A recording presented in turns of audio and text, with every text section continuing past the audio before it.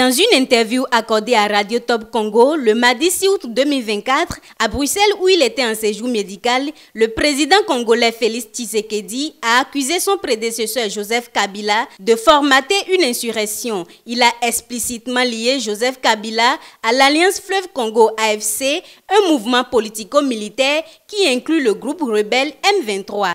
Dernièrement, j'ai reçu, pour l'anecdote, les évêques de la Cinco, le jour où ils ont élu leur nouveau président, leur nouveau bureau.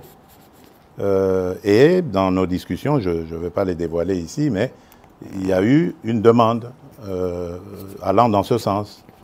Mais ma réponse était claire. J'ai dit, mais Seigneur, je suis à votre disposition. Je ne demande que ça. Mais dites-moi, comment vais-je m'y prendre? J'ai pris l'exemple que de trois opposants. J'ai commencé par Martin Fayoulou. J'ai dit, mais il n'a jamais reconnu les résultats des dernières élections. Comment est-ce qu'il acceptera ma main tendue? Moïse Katumbi était prêt à faire la même chose, ou il avait même fait la même chose, mais grâce, évidemment, à la pression des siens, il a accepté qu'il rentre dans les institutions, mais lui reste borderline. Joseph Kabila, n'en parlons pas. Lui, il a carrément boycotté les élections et prépare une insurrection, parce que l'AFC, c'est lui. Donc, dites-moi, je fais quoi?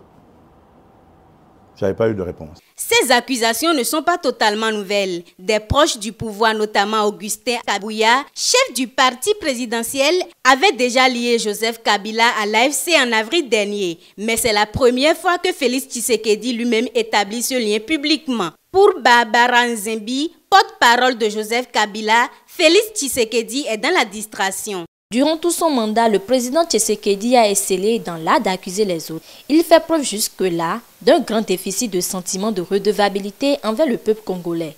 Accuser Joseph Kabila jour et nuit sans preuve ni fondement, alors que Joseph Kabila est jusque-là le symbole de la démocratie au travers de la toute première alternance que ce pays a connue. L'AFC est une alliance lancée en décembre 2023 par Corneille Nangaa, ancien président de la Commission électorale congolaise. Elle est composée de divers groupes, dont le M23 réputé pour être soutenu par le Rwanda. Félix Tshisekedi a aussi réaffirmé le rôle du Rwanda dans ce conflit dans l'est du Congo. Toutefois, le président congolais se dit ouvert à des discussions avec Paul Kagame.